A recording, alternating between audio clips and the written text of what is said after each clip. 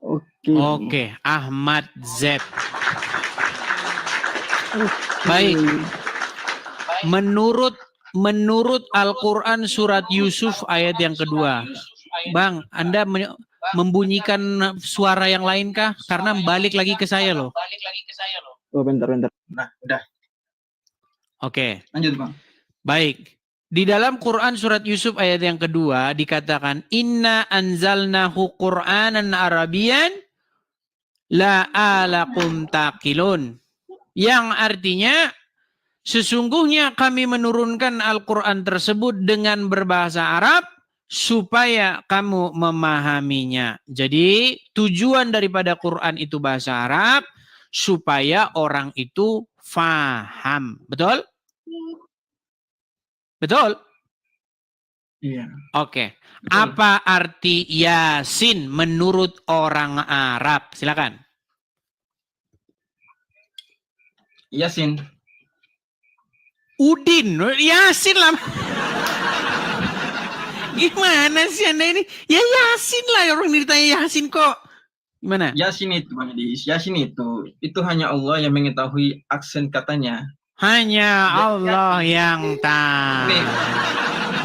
Gini, Bang Edis. Makanya saya bilang Yasin. teman-teman, kadang-kadang memang kita ini berakrobat. Bagaimana mungkin Allah menyurunkan Quran dalam bahasa Arab biar orang Arab paham? Sementara orang Arab sendiri berkata hanya Allah yang paham. Ini bagaimana nih? Sepertinya Allah dan orang Arab nih saling lempar tanggung jawab nih. Allah bilang, Ya ayyuhallazina amanu, wahai orang-orang yang beriman. Kami turunkan Quran ini dalam bahasa Arab kepadamu supaya kamu mengertinya. Betul? Betul. Ternyata orang Arab yang kata Allah supaya memahaminya, mereka malah ngelempar lagi ke Allah. Tanyain Allah. Tanya Allah. Ini sama seperti zaman dulu ya. Zaman dulu nih. Asisten presiden ditanya. Gimana itu program pembangunan jalan tol? Tanya presiden. Terus datang wartawan ke presiden. Halo Pak, bagaimana Pak pembangunan jalan tol? Nggak tahu kok tanya saya. Ini gimana ini? Asisten suruh nanya presiden. Presiden suruh nanya asisten. Gimana ini? Begini, Bang Edis. Silakan. Boleh saya bicara, Bang Edis? Silakan. Jadi Yasin di dalam Al-Quran, bukan saya Yasin, ada beberapa kata di dalam Al-Quran. Contohnya kayak di dalam surat Qaf, di dalam surat Maryam. Itu Bang Edis, itu dikatakan, contohnya seperti kata Yasin. Yasin itu Bang Edis, itu hanya Allah yang mengetahuinya. Itu untuk membatasi akal pikiran manusia. Saya sudah tahu itu pertanyaan saya. Kenapa Allah bilang supaya kamu paham, sementara orang yang dituduhkan supaya mereka paham malah balikin lagi ke Allah. Saya jelasin dulu Bang Edis. Silakan. Saya jelasin dulu Bang Edis. Jadi itu untuk membatasi akal pikiran manusia, bahwa ada akal kita yang tidak terjangkau Bang Edis. Ada setiap kata yang tidak bisa kita jangkau. Contohnya seperti kata yang Allah tahu nggak manusia bisa memahami itu atau tidak? Manusia tidak akan memahaminya karena terus kenapa Allah bilang supaya kamu paham? Bentar Bang Edis, seandainya Allah memberitahu makna Yasin kepada Nabi Muhammad akan mengatakannya kepada umatnya. Tetapi hanya Allah yang mengetahuinya, makanya Allah mengatakannya kepada Nabi Muhammad. Gini loh, begini Ahmad, Bro Ahmad, biar kita tidak debat kusir ya. Kira-kira Allah tahu nggak manusia tidak paham? Allah mengetahuinya. Oke. Kalau Allah mengetahui, lalu kenapa Allah bilang supaya kamu paham? Untuk memahaminya, supaya manusia memahami bahwa perkataan Allah ini hanya Allah mengetahuinya. Begitu Bang Edis. Untuk memahami. Gimana sih? Ini maksudnya gimana? Aduh. Allah berkata, kami turunkan Quran ini dalam bahasa Arab. Fungsinya apa Allah menurunkan dalam bahasa Arab? Agar apa? Agar manusia memahaminya. Agar manusia memahaminya. Ternyata manusia tidak memahaminya, betul? Di mana tidak memahaminya? Oke, apa arti Yasin? Apa arti Yasin? Pemahaman manusia terhadap Yasin bahwa mereka memahaminya hanya berarti kamu tidak memahami manusia. Aduh. sakit perutku teman-teman. Itu namanya pemahaman, Bang Edis. Apakah itu bukan suatu pemahaman? Jika kita mengetahui bahwa Itu ibarat kata gini loh, ibarat kata begini. Silakan. Begini Bang Edis. Contohnya Bang Edis, saya berbicara dengan Bang Edis dengan kosakata yang saya membicarakan kosakata yang penonton Bang Edis ini nggak tahu. Yang mereka nggak paham. Hanya Bang Edis dengan saya yang paham atau hanya saya yang paham saja. Saya mengatakan kosakata contohnya seperti kata Yasin. Saya mengetahui artinya. Apakah penontonnya mengetahui artinya? Penontonnya nggak mengetahui artinya. Makanya penonton ini mereka memahaminya bahwa hanya aku yang mengetahuinya. Begitu Bang Edis. Paham nggak? Teman-teman paham nggak dengan penjelasan dia? Bang Edis paham Ahmad, nggak? gini Ahmad, saya cuma mau bilang begini. Saya bicara sejarah ya. Saya ini ingin menyampaikan pesan kepada kamu begini. Jadi Muhammad itu sebelum dia jadi nabi, dia kan belum beragama, betul nggak? Betul nggak? Oke. Dia tidak ke gereja, dia tidak ke sinagog, dia tidak ke masjid, karena dia hidup di tengah-tengah orang-orang Quraisy, betul? Nah, lalu Muhammad ini, dia ini kan seorang pedagang. Dia ini berjumpa dengan orang-orang asing. Ketika dia di kota itu banyak pendatang datang. Nah, dia belajar agama. Ketika dia belajar agama, nah dia mau ajarkan itu kepada baninya, kepada kaumnya, kaum Quraisy. Nah, dilihatlah orang Quraisy ini kan para penyembah berhala. Nah, menurut ajaran yang dia dengar dari kota, dia dengar, oh itu salah, begini-begini. Nah, itu ingin diajarkan kepada mereka. Makanya untuk pertama kali, Muhammad itu, niatnya itu benar. Untuk pertama kali niatnya dia itu benar. Dia ingin mengajarkan ajaran yang benar dari yang didengar dari orang-orang Yahudi dan Nasrani. Makanya kiblatnya dirubah. Ayo kita rubah kiblat kita ke arah Yerusalem. Itulah kiblat pertama umat muslim di Baitul Maqdis di Yerusalem, betul? Betul. Nah, lalu tiba-tiba orang-orang Yahudi dan orang-orang Nasrani, terutama orang-orang Yahudi, mereka tidak percaya kepada Muhammad bahwa Muhammad ngaku nabi. Masalahnya dia itu ngaku nabi itu loh. Dia ngaku nabi. Seandainya dia tidak mengaku nabi, dia hanya mengajarkan supaya ajarannya itu ini loh yang benar, jangan menyembah berhala, begini. Itu orang Yahudi pasti menerima dia. Ketika dia mengaku nabi, akhirnya dia ditolak. Akhirnya dibalik, dia baru ngarang agama baru namanya Islam. Nah, makanya dia terinspirasi dari kitab-kitabnya orang Yahudi dan Nasrani ini. Makanya ada cerita Musa, ada cerita Abraham, cuman udah bentuk model gado-gado. Nah, yang mau saya sampaikan kepada kamu begini. Sebenarnya yang benar itu adalah Injil dan Taurat. Jadi saya memanggil kepada Anda Ahmad, ayo segera tinggalkan agama Islam, marilah serahkan dirimu dibaptis dan menjadi pengikut Yesus. Itu yang saya sampaikan kepada kamu Ahmad. Yuk, jangan kamu tunda-tunda lagi yuk ya. Segera dibaptis ya.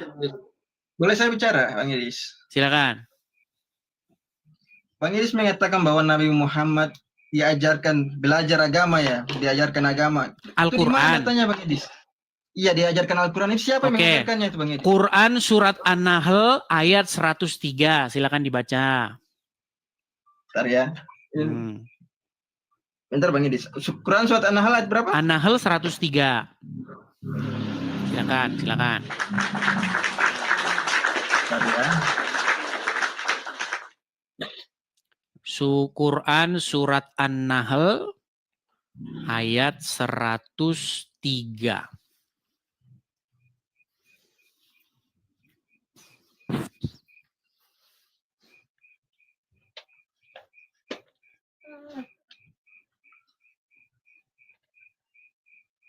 Silakan dibaca. Sungguh kami benar-benar mengetahui bahwa mereka berkata. Di sini yang berkata ini Yang mereka berkata ini adalah orang Quraisy ya Bang Edis. Para penuduh-penuduh itu, ya. Iya, orang Quraisy. Sesungguhnya Al-Quran hanyalah diajarkan kepadanya Nabi Muhammad oleh seorang manusia. Bahasa orang yang mereka tuduh bahwa Nabi Muhammad belajar kepadanya adalah bahasa Ajam, bukan bahasa Arab. Padahal ini Al-Quran adalah bahasa Arab yang jelas. Oke. Jadi ayat itu mencatat adanya penuduh-penuduh di zaman Muhammad hidup bahwa Al-Quran itu diajarkan oleh orang asing kepada Muhammad. Iya, Mas. Betul? Yang saya tanyakan. Sebentar, biar saya selesaikan. Biar saya selesaikan. Padahal ini sangkalan daripada Allah nih. Bantahan daripada Allah. Padahal mereka itu kan orang Ajam. Orang Ajam tuh orang asing. Mereka itu orang Ajam. Bagaimana mungkin kau tuduhkan dia yang ngajarin Al-Quran? Sementara dia bahasanya bahasa asing, sedangkan Al-Quran bahasa Arab yang jelas. Betul? Betul. Nah sekarang kita ambil kesimpulan. Benarkah Al-Quran bahasa Arab yang jelas? Atau bahasa Arab yang nggak jelas seperti orang yang bahasanya campur-campur. Orang Ajam itu bukan berarti dia tidak mengerti bahasa Arab. Orang Ajam itu artinya orang asing, tetapi dia itu ngerti bahasa Arab sedikit-sedikit. Contoh. Pernah dengar nama Majid? Majid tahu Majid? Al-Majid. Dia punya Komal juga, sering siaran. Tahu? Pernah. Dia orang Arab. Nah, tahu. Dia orang Arab. Kamu lihat dia bisa bahasa Indonesia kan? Tapi kadang-kadang dia ngucapin kosakata yang kita nggak tahu kan? Karena dia memang bukan orang asli Indonesia, jadi bahasanya agak-agak campur-campur. Begitu. Saya kasih contoh nih. Ada misalnya engkoh-engkoh, ya kan? Jalan-jalan. Ya kan? Engkoh-engkoh kan biasanya pebisnis handal. Hanya ini berapa ini goceng. Karena dia nggak ngerti ngucapin bahasa Indonesia, nggak ngerti goceng. Apa goceng nih? Jadi bahasanya dia campurin ke bahasa di mana dia datang. Akhirnya dulu di pasar, saya kasih contoh. Di Medan ada sebuah pasar. Pasar ini pasar internasional di Selat Malaka. Jadi orang-orang dari berbagai macam suku bangsa datang, termasuk saudagar Tiongkok. Ketika mereka datang ke situ, mereka dagang sama orang-orang lokal. Lalu dia bilang, harganya goceng. Hanya, ini harganya goceng, katanya. Apa sih goceng? Ternyata goceng itu maksudnya 50. Seperti itu. Ya kan? Nah, sekarang ada orang asing nih. Dia sering ke Arab nih. Sering ngobrol sama Muhammad. Ya kan? Dia bukan nggak ngerti bahasa Arab, dia ngerti. Sama seperti engkoh-engkoh ini, saudagar dari Tiongkok ini, dia ngerti bahasa Indonesia, ngerti. Cuman kadang-kadang dicampur-campur dengan bahasa dia. Sekarang, apakah Al-Quran itu bahasa Arab yang jelas? Atau berisi bahasa campuran-campuran dengan bahasa-bahasa asing? Bahasa asing ini yang mana Bang Edis? Oke, apa arti Yasin?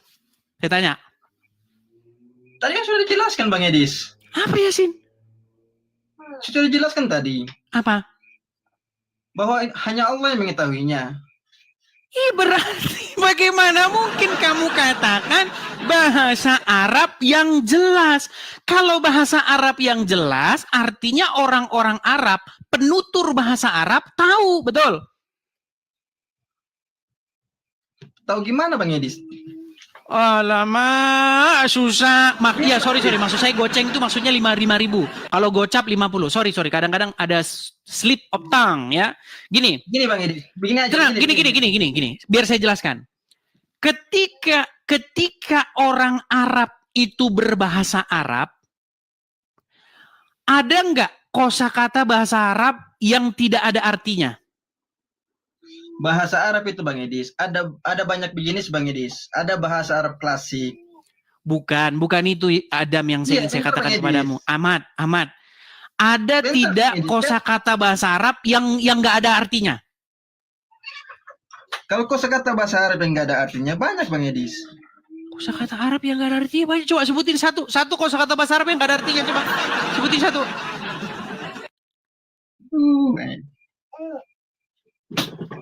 Ada kosakata Arab yang nggak ada artinya.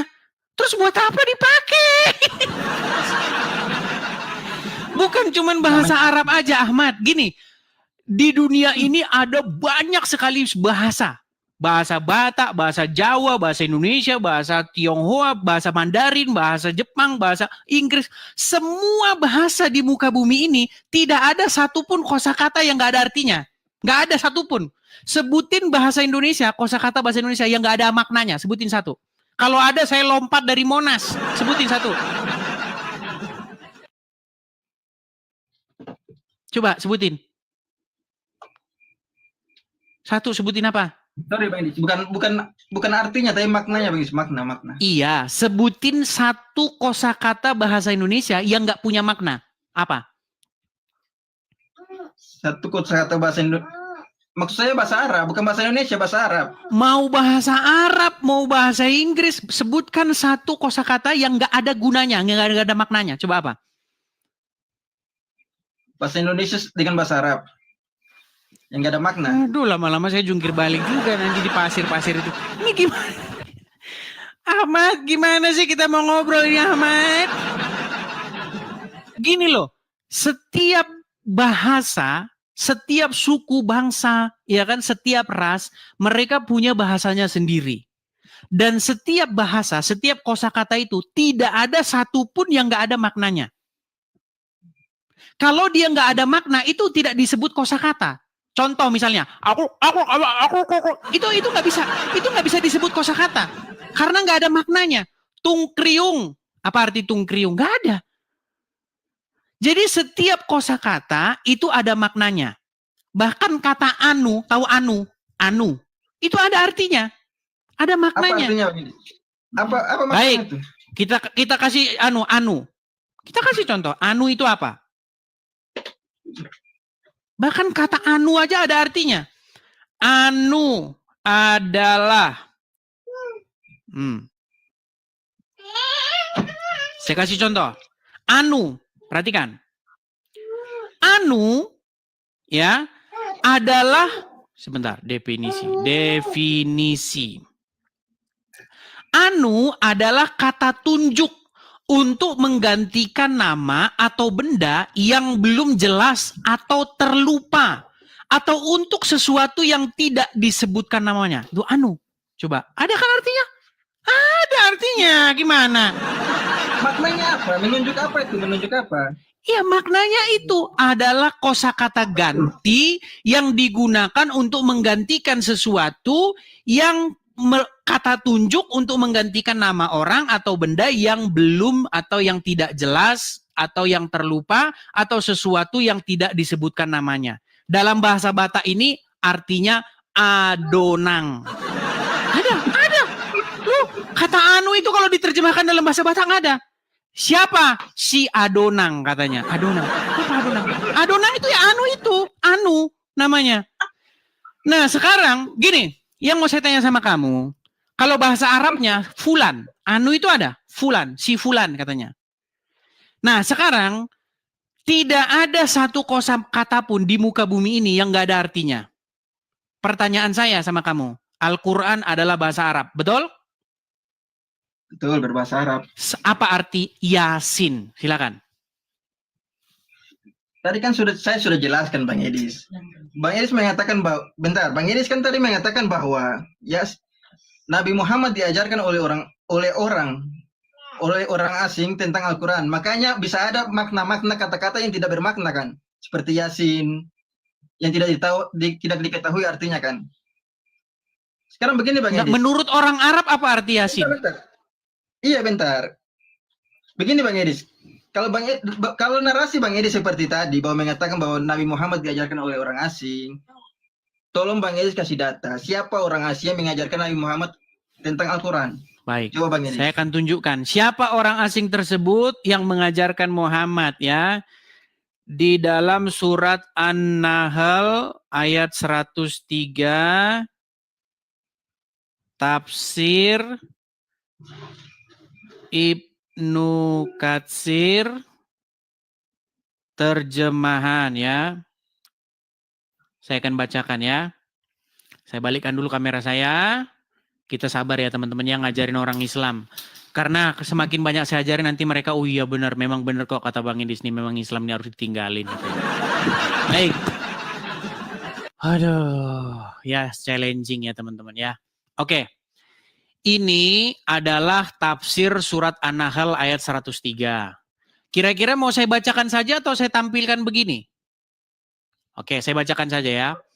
Allah SWT, Allah SWT menyebutkan tentang tentang kedustaan, buatan-buatan dan kebohongan orang-orang musyrik dalam tuduhan mereka terhadap Nabi bahwa sesungguhnya Al-Quran yang dibacakan oleh Muhammad kepada mereka tiada lain diajarkan oleh seorang manusia kepadanya, kepada Muhammad.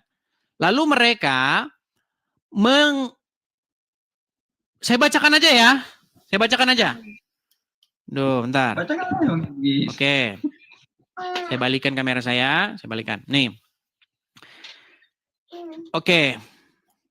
Dibacakan Muhammad kepadanya tiada lain diajarkan oleh manusia kepadanya. Lalu mereka mengisyaratkan kepada seorang lelaki ajam yang ada di antara mereka, yaitu pelayan milik salah satu puak dari kabilah Quraisy.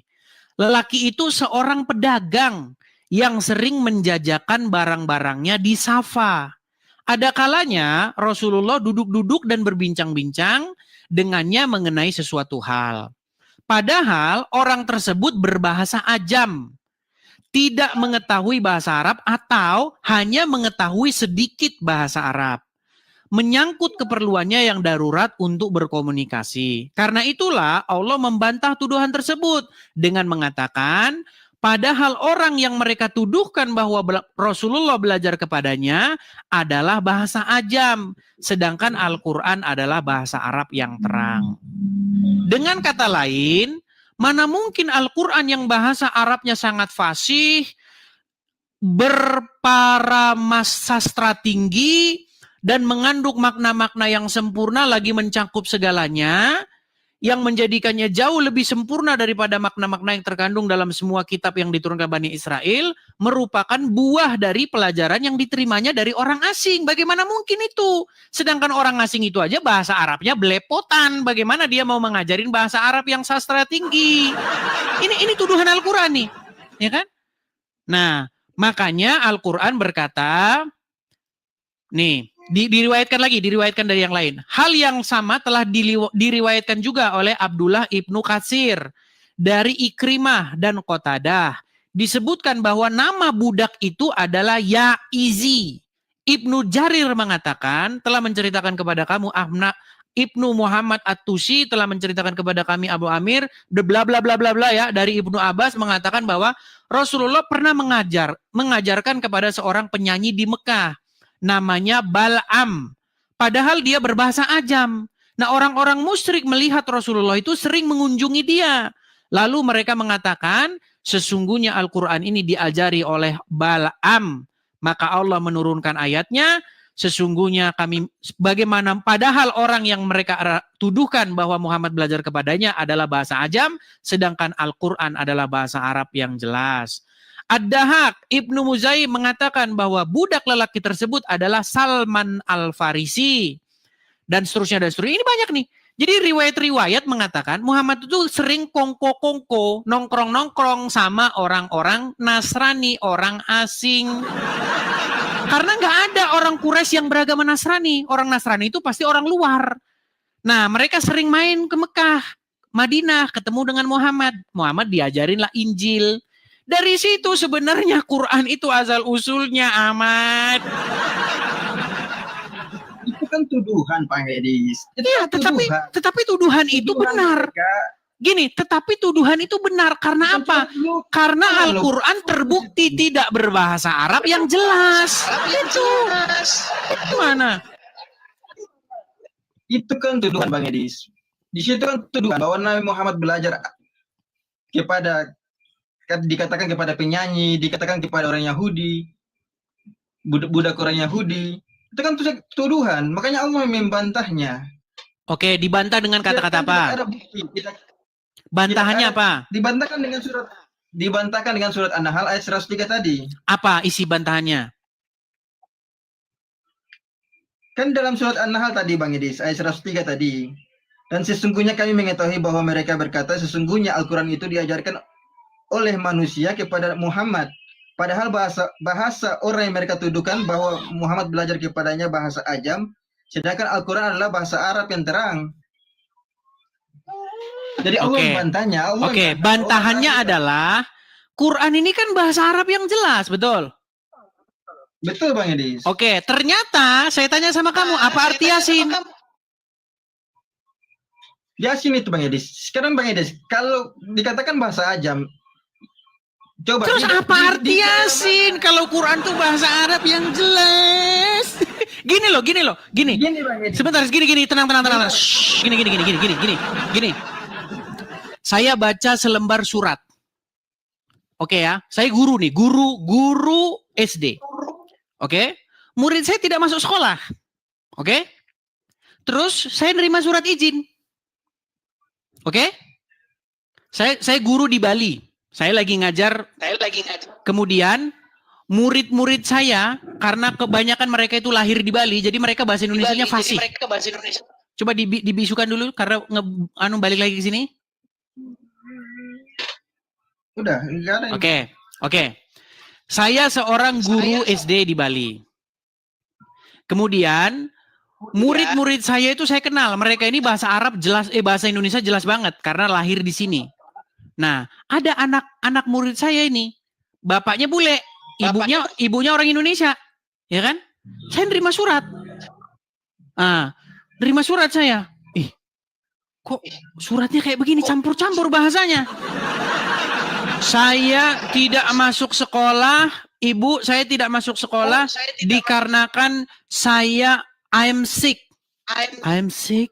Wih, ini masa ini ini bapaknya ini yang bikin ini. Ini gini, dari tulisan saya ngerti ini pasti bukan dia yang bikin ini. Atau dikerjain PR-nya ini dikerjain bapaknya ini. Gini loh, orang itu bisa mendeteksi bahwa sesuatu itu, menggema loh suaramu. Gak ada apa-apa sini Bang Edis. Menggema suaramu. Maksud saya begini, Ahmad.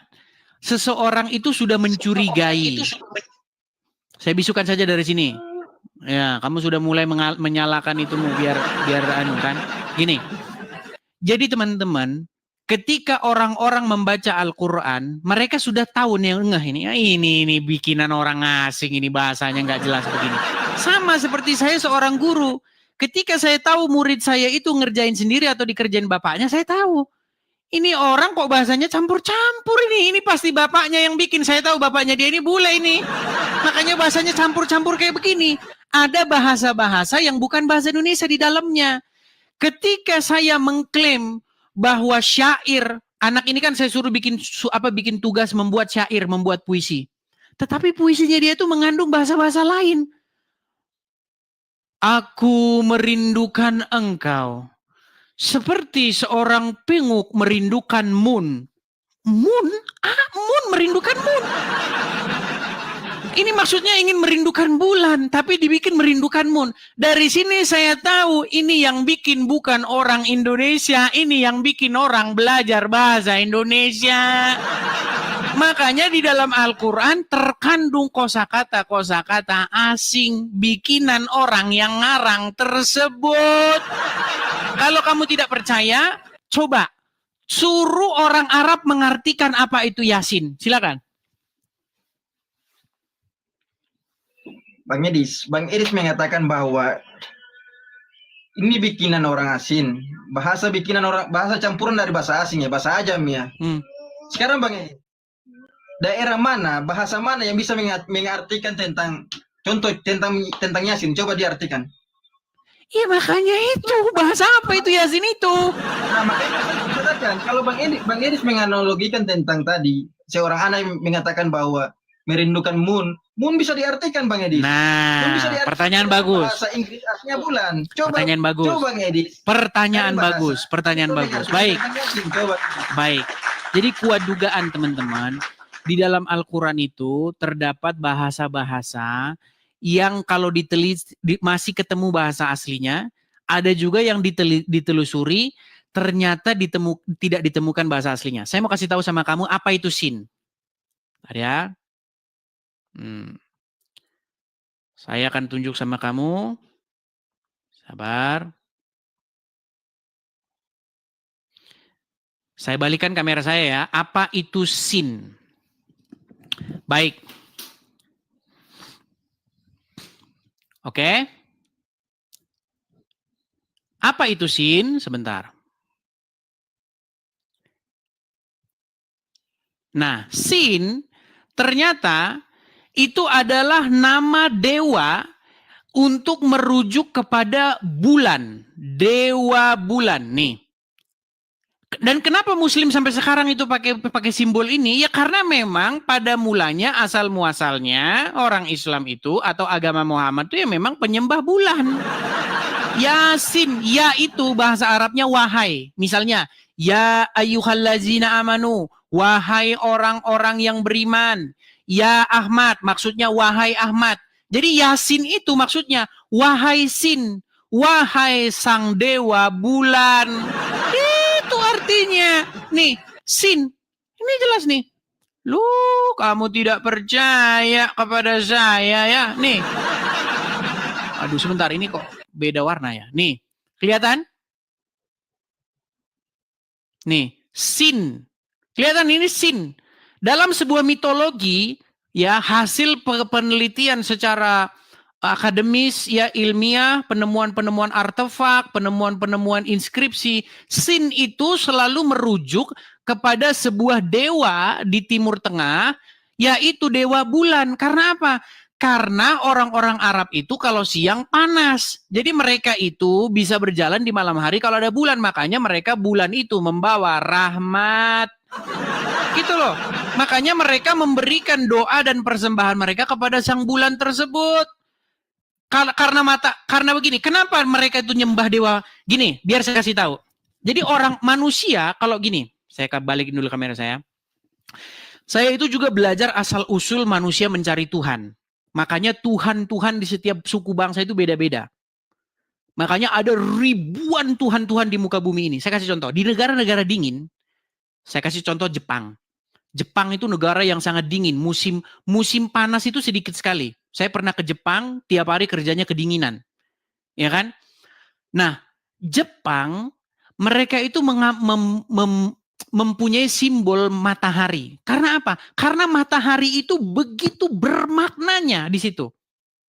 Makanya di negara-negara dingin, mereka itu mengkultuskan atau memberi puji syukur, memberi persembahan mereka kepada dewa matahari. Karena matahari membawa rahmat. Matahari menyinari bumi, membuat tumbuh-tumbuhan hidup. Sementara kalau musim dingin, hancur semua. Makanya mereka menyembah matahari. Nah, sementara di Arab kebalikannya. Di Arab matahari itu malah musuh yang menakutkan. Makanya kalau siang-siang panasnya setengah mati. Makanya matahari di sana simbol malapetaka. Yang membawa berkat itu adalah bulan. Nah, karena dilihat bulan ini sejuk, ya kan, kalau malam makanya mereka menyembah bulan. Nah, penyebutan dewa bulan di dalam Timur Tengah itu adalah sin. Itu penjelasannya. Makanya Yasin itu artinya wahai dewa bulan. Nah, sampai sekarang kalian masih pakai. Kalian masih menggunakan simbol itu. No, nggak percaya, saya buktikan. Saya membuktikannya secara ilmiah. Saya tanya, ini simbol apa? Simbol apa ini, Ahmad? Coba saya tanya, simbol apa? Masih kau bisukan. Jangan ini dulu, unmute dulu, unmute. Coba. Ini simbol apa? Kalau dia begitu, bentuknya tanduk. Kalau miringnya bulan. Tanduk apa bulan kalau ini? Sebentar, saya tanya. Ini tanduk atau bulan? Gak tahu ya, bulan atau tanduk itu. Jujurlah kau. Aduh. Baik. Nih ya, sebentar nih. Kita akan tunjukkan bahwa simbol-simbol itu di Mekah sekarang masih ada nih ya. Nih. Bentar. Sabar ya. Saya tunjukkan kepada Anda simbol-simbol bulan sabit di Mekah. Saya balikkan kamera saya. Jadi mereka ini tidak percaya bahwa agama Islam itu pada mulanya itu adalah pemuja atau pengkultus bulan. Kelihatan ini?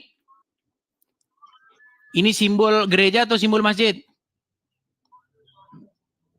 Nah itu bulan itu. Oke, simbol bulan. Oke. Nih. Ini bahkan di Mekah ini. Kelihatan? Bulan. Oke, simbol-simbol bulan. Nah, pertanyaan saya kepada kamu, kenapa kamu menggunakan simbol-simbol ini? Simbol yang sangat mirip dengan peninggalan-peninggalan masa lalu, bangsa-bangsa di situ memang mereka mengkultuskan bulan. Kenapa? Kalau untuk sejarah itu Bang Edis, kalau untuk sejarah itu yang saya tahu, simbol ini digunakan itu di zaman Khalifah Turki Utsmani Bang Edis. Jadi ini bukan simbol Islam? Bukan berarti bukan simbol Islam, simbol ini Buset dah. Jadi satu-satunya agama yang salah pakai simbol itu Islam. Kok ngeri sekali. Betapa tragisnya agama Islam salah pakai simbol, teman-teman. Ibarat kata gini, sebentar gini. Saya balik karena saya. Bentar. Bayangin teman-teman. Ada jaksa, ada TNI, ada polisi, ada guru. Belum pernah saya lihat mereka salah pakai simbol. Saya belum pernah ngelihat guru salah pakai simbol. Guru yang dipakai simbolnya malah simbolnya jaksa. Bayangin betapa tragisnya agama Islam. Salah pakai simbol. Ya Tuhan. Astagfirullahaladzim. Ini bagaimana? Begini Bang Edis. Jadi menurut Anda Islam salah pakai simbol? Saya bukan mengatakan salah pakai simbol Bang Edis. Terus? Saya mengatakan, bentar Bang Edis, dengar penjelasan saya dulu. Saya mengatakan simbol itu dulu di zaman Turki Utsmani. Simbol itu digunakan. Ya, itu simbol Makanya Islam bukan? Masjid, Ya, itu simbol Islam. Bentar, makanya di masjid. Dan kemudian di dalam bendera Turki itu ada simbolnya, simbol bintang dengan bulan. Begitu Bang Edis. Dan mengapa digunakan simbol bintang dan bulan? Kemungkinan bahwa bintang dan bulan ini berada di tempat yang paling tinggi. Makanya digunakan simbol tersebut. Begitu. Jadi orang Islam ngarang-ngarang sendiri simbolnya. Di mana ngarang-ngarang sendiri? Ya terus kenapa simbolnya itu ngomong ngarang-ngarang? Gini. Dengerin saya. Kristen itu simbolnya tenang, Ahmad. Aduh, kamu ini. Kristen simbolnya salib, betul? Betul. Ada nggak orang Kristen yang menerka-nerka? Oh, ya salib itu tidak ada yang menerka-nerka. Kami Kristen tahu salib itu bagaimana sejarahnya, ceritanya. Aduh, sinyalmu sudah mulai kau permainkan ini, sudah mulai ini intrik-intrik lama ini. Biar kita tidak terkesan babak belur, kita nyalakan ini anunya ini biar pengganggu sinyal ini. Mereka ini luar biasa kamu Ahmad. Kamu bikin kan biar ruwet kan acara ini kan? Tahu saya. Oke lah, kamu curang. Besok kamu naik lagi ke sini. Kamu curang kamu. Ya. Luar biasa teman-teman.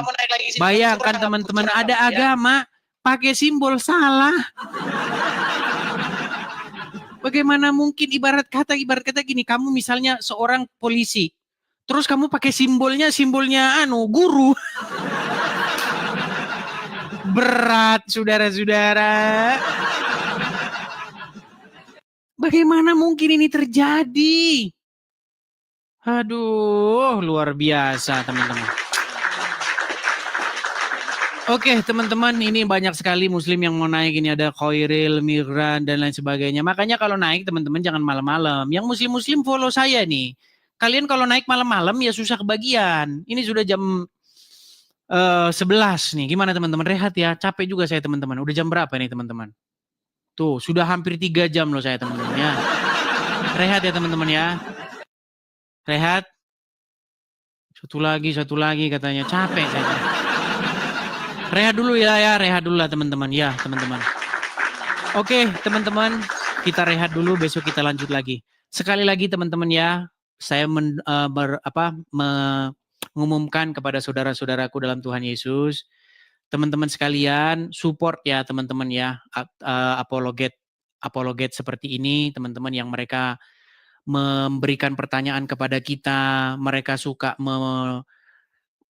tanda kutip menyerang ya, menyerang iman kita, kita jawab dan kita counter balik mereka juga dengan pertanyaan-pertanyaan juga.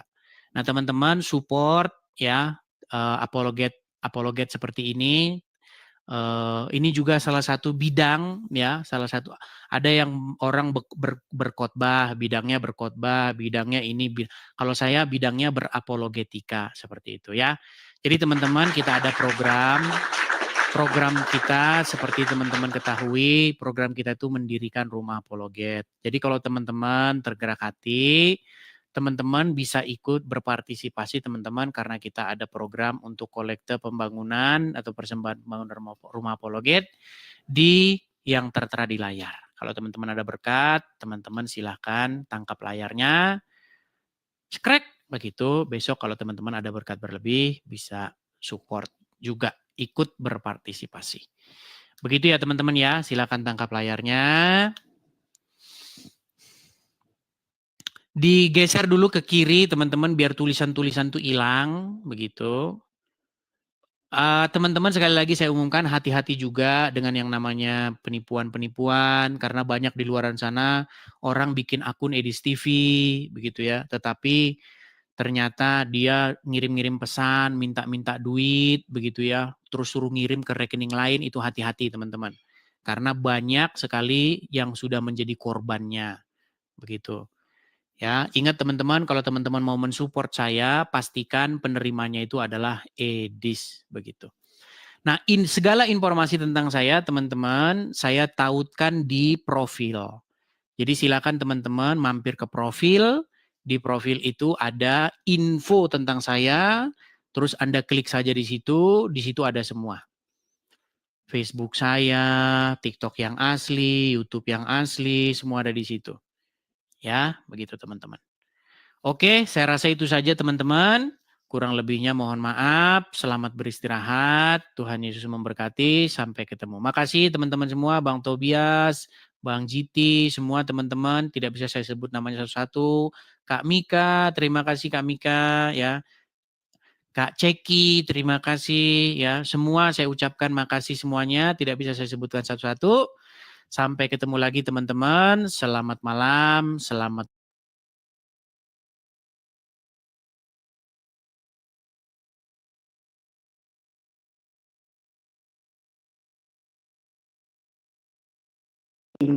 Whence comest thou?